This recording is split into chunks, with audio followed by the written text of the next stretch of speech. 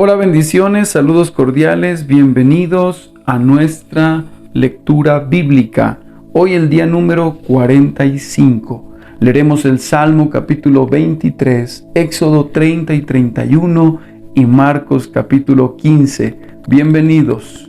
Salmos 23. El Señor es mi pastor, tengo todo lo que necesito. En verdes prados me deja descansar. Me conduce junto a arroyos tranquilos. Él renueva mis fuerzas, me guía por sendas correctas y así da honra a su nombre. Aun cuando yo pase por el valle más oscuro, no temeré, porque tú estás a mi lado. Tu vara y tu cayado me protegen y me confortan. Me preparas un banquete en presencia de mis enemigos. Me honras ungiendo mi cabeza con aceite. Mi copa se desborda de bendiciones. Ciertamente, tu bondad y tu amor inagotable me seguirán todos los días de mi vida, y en la casa del Señor viviré por siempre. Éxodo capítulo 30. Después, construye otro altar con madera de acacia para quemar incienso. Hazlo cuadrado, de 46 metros, de 46 centímetros de largo y de ancho, y 92 centímetros de alto, con cuernos tallados en las esquinas de la misma pieza de madera del altar. Recubre de oro puro la parte superior, los lados y los cuernos del altar, y ponle una moldura de oro alrededor de todo el altar. Haz 2 anillos de oro y sujétalos en 2 lados opuestos del altar por debajo de la moldura de oro, para que sostengan las varas que sirven para transportarlo. Haz las varas con madera de acacia y recúbrelas de oro.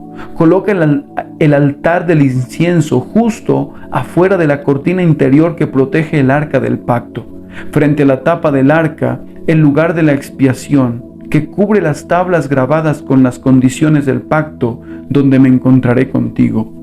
Cada mañana, cuando Aarón prepare las lámparas, deberá quemar incienso aromático sobre el altar. Y cada tarde, cuando encienda las lámparas, también quemará incienso en presencia del Señor. Este acto deberá realizarse de generación en generación.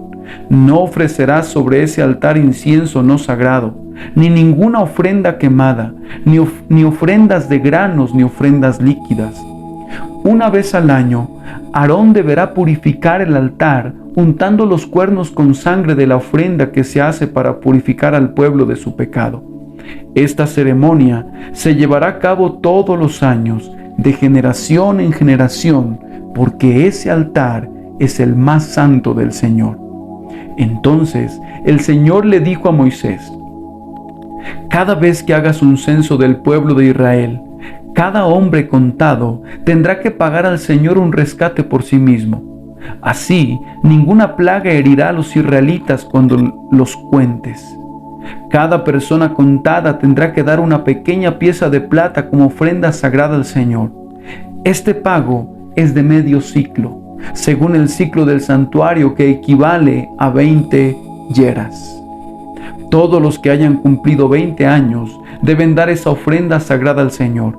Cuando presenten esta ofrenda al Señor para purificar sus vidas y hacerse justos ante Él, el rico no dará más del monto establecido y el pobre no dará menos. Recibe el dinero del rescate de los israelitas y úsalo para cuidar el tabernáculo. Esto hará que el Señor se acuerde de los israelitas y servirá para purificarles su vida. Luego el Señor le dijo a Moisés: haz un lavamanos de bronce con una base también de bronce. Ubícalo entre el tabernáculo y el altar y llénalo de agua. Allí Aarón y sus hijos se lavarán las manos y los pies. Tendrán que lavarse con agua cada vez que entren al tabernáculo para presentarse delante del Señor, y también cuando se acerquen al altar para quemar sus ofrendas especiales para el Señor. De lo contrario, morirán. Tendrán que lavarse las manos y los pies siempre o morirán. Esta es una ley perpetua para Aarón y sus descendientes. Tendrán que obedecerla de generación en generación. Luego el Señor le dijo a Moisés: recoge especias selectas, 6 kilos de mirra pura, 3 kilos de canela aromática, 3 kilos de cálamo aromático y 6 kilos de acacia. calculado según el peso del ciclo del santuario, consigue también 4 litros de aceite de oliva. Con la misma técnica que emplea un experto fabricante de incienso, combina estos ingredientes para elaborar el aceite sagrado de la unción. Utiliza este aceite sagrado para ungir el tabernáculo, el arca del pacto, la mesa y todos sus utensilios, el candelabro y todos sus accesorios, el altar del incienso, el altar de las ofrendas quemadas y todos sus utensilios, y el lavamanos con su base. Conságralos para que sean completamente santos. Después, todo lo que tenga contacto con estos objetos se volverá santo. Unge a Aarón y a sus hijos a fin de consagrarlos para que me sirvan como sacerdotes. Y dile al pueblo de Israel: este aceite santo de la unción está reservado para mí de generación en generación. Nunca será usado para ungir a ninguna otra persona, ni deberá preparar una mezcla igual para ustedes. Es aceite consagrado y tienen que tratarlo como tal. Cualquiera que prepare una mezcla igual a esta o unja a alguien que no sea un sacerdote será excluido de la comunidad. Entonces el Señor le dijo a Moisés: junta especias aromáticas, gotas de resina, caparazón de moluscos y gálbano, y mezcla estas especias aromáticas con incienso puro, todo en cantidades iguales. Con la misma técnica que emplea el fabricante de incienso, combina todas las especias y rocíalas con sal para producir un incienso puro y santo. Muele una parte de la mezcla hasta convertirla en un polvo fino y colócalo frente al arca del pacto, donde me encontraré contigo en el tabernáculo. Todos deben tratar este incienso como algo sumamente santo. Nunca usen la fórmula para elaborar incienso para ustedes. Está reservada para el Señor y deben tratarlo como algo santo. Cualquiera que prepare incienso igual a este para uso propio será excluido de la comunidad. Éxodo capítulo 31. Luego el Señor le dijo a Moisés: mira, he escogido específicamente a Bezalel, el hijo de Uri y nieto de Hur, de la tribu de Judá. Lo he llenado del Espíritu de Dios y le he dado gran sabiduría, capacidad y destreza en toda clase de artes manuales y oficios. Es un maestro artesano, experto en trabajar el oro, la plata y el bronce. Es hábil en grabar, en incrustar piedras preciosas y en tallar madera. Es un maestro en todo trabajo artístico. También he designado personalmente a Joliab, hijo de Ahisamac, de la tribu de Dan, para que sea su ayudante. Además, he dotado de habilidades especiales a todos los expertos artesanos para que puedan hacer todo lo que te he mandado a construir: el tabernáculo, el arca del pacto, la tapa del arca, el lugar de la expiación, todo el mobiliario del tabernáculo, la mesa y sus utensilios, el candelabro de oro puro con todos sus accesorios, el altar del incienso, el altar de las ofrendas quemadas con todos sus utensilios, el lavamanos con su base, las vestiduras finamente confeccionadas, las vestiduras sagradas para el sacerdote Aarón y las vestiduras que sus hijos llevarán puestas cuando ministren como sacerdotes, el aceite de la unción y el incienso aromático para el lugar santo. Los artesanos deberán hacer todo tal como yo te he ordenado. Después, el Señor le dio a Moisés las siguientes instrucciones: dile a los israelitas: asegúrense de guardar mi día de descanso, porque el día de descanso es una señal del pacto entre ustedes y yo de generación en generación. Se ha establecido para que sepan que yo soy el Señor, quien los hace santos. Deberán guardar el día de descanso porque es un día santo para ustedes. Cualquiera que lo profane será ejecutado, y el que trabaje ese día será excluido de la comunidad. Tienen 6 días en la semana para hacer su trabajo habitual, pero el 7º día será un día de descanso absoluto, un día santo dedicado al Señor. Cualquiera que trabaje el día de descanso será ejecutado. El pueblo de Israel deberá guardar el día de descanso y conmemorarlo de generación en generación. Es una obligación del pacto para siempre. Es una señal perpetua de mi pacto con el pueblo de Israel, pues en 6 días el Señor hizo los cielos y la tierra, pero en el séptimo dejó de trabajar y descansó. Cuando el Señor terminó de hablar con Moisés en el monte Sinaí, le dio las 2 tablas de piedra grabadas con las condiciones del pacto, escritas por el dedo de Dios. Marcos capítulo 15. Muy temprano por la mañana, los principales sacerdotes, los ancianos y los maestros de la ley religiosa, todo el Concilio Supremo, se reunieron para hablar del próximo paso. Ataron a Jesús, se lo llevaron y lo entregaron a Pilato, el gobernador romano. Pilato le preguntó a Jesús: ¿Eres tú el rey de los judíos? Tú lo has dicho, contestó Jesús. Entonces los principales sacerdotes siguieron acusándolo de muchos delitos.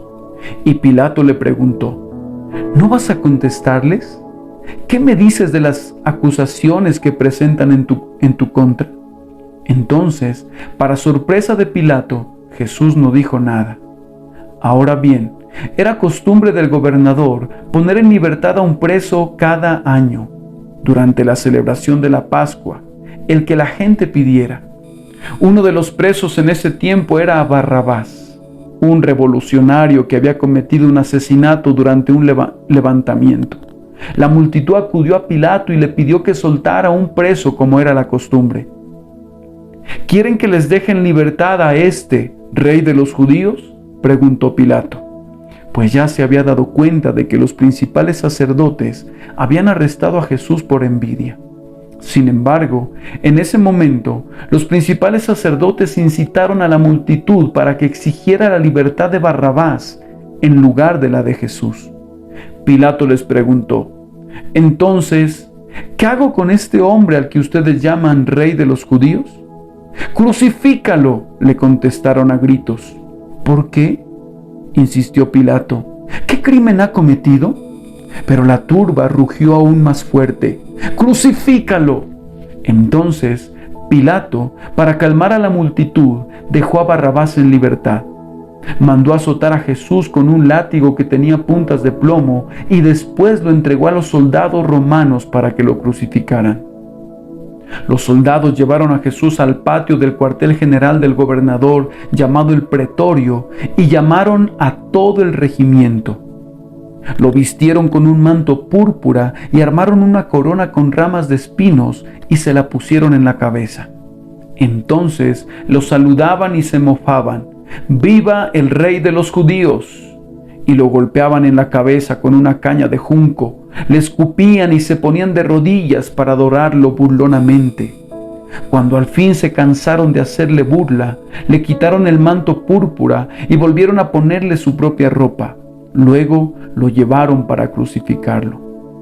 Un hombre llamado Simón, que pasaba por allí, pero era de Cirene, venía del campo justo en ese momento, y los soldados lo obligaron a llevar la cruz de Jesús. Simón era el padre de Alejandro y de Rufo. Y llevaron a Jesús a un lugar llamado Gólgota, que significa lugar de la calavera. Le ofrecieron vino mezclado con mirra, pero él lo rechazó. Después, los soldados lo clavaron en la cruz, dividieron sus ropas y tiraron los dados, para ver quién se quedaba con cada prenda. Eran las 9 de la mañana cuando lo crucificaron.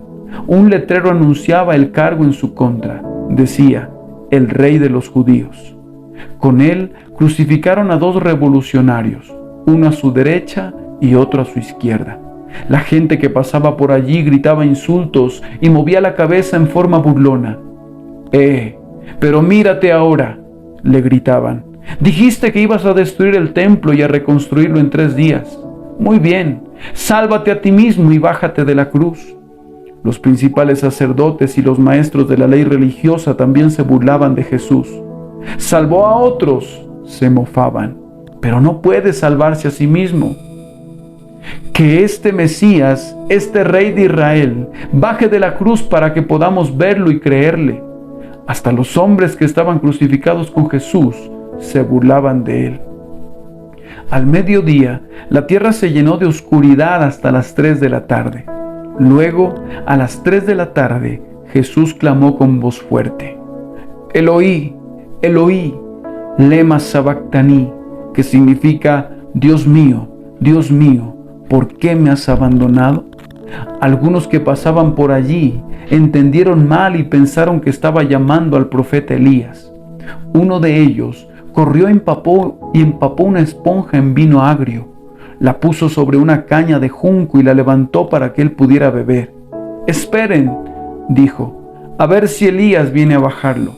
Entonces Jesús soltó otro fuerte grito y dio su último suspiro, y la cortina del santuario del templo se rasgó en dos, de arriba abajo. El oficial romano que estaba frente a él, al ver cómo había muerto, exclamó: «Este hombre era verdaderamente el Hijo de Dios». Algunas mujeres miraban de lejos, entre ellas María Magdalena, María, la madre de Santiago, el menor, y de José, y Salomé. Eran seguidoras de Jesús y lo habían cuidado mientras estaba en Galilea. También estaban allí muchas otras mujeres que habían venido con él a Jerusalén. Todo eso sucedió el viernes, el día de preparación, anterior al día de descanso. Al acercarse la noche, José de Arimatea se arriesgó y fue a ver a Pilato y pidió el cuerpo de Jesús. José era miembro honorable del Concilio Supremo y esperaba la venida del reino de Dios. Pilato no podía creer que Jesús ya hubiera muerto, así que llamó al oficial romano y le preguntó si ya había muerto. El oficial lo confirmó, así que Pilato le dijo a José que podía llevarse el cuerpo. José compró un largo lienzo de lino, luego bajó el cuerpo de Jesús de la cruz, lo envolvió en el lienzo y lo colocó en una tumba que había sido tallada en la roca. Después hizo rodar una piedra en la entrada. María Magdalena y María, la madre de José, vieron dónde ponían el cuerpo de Jesús.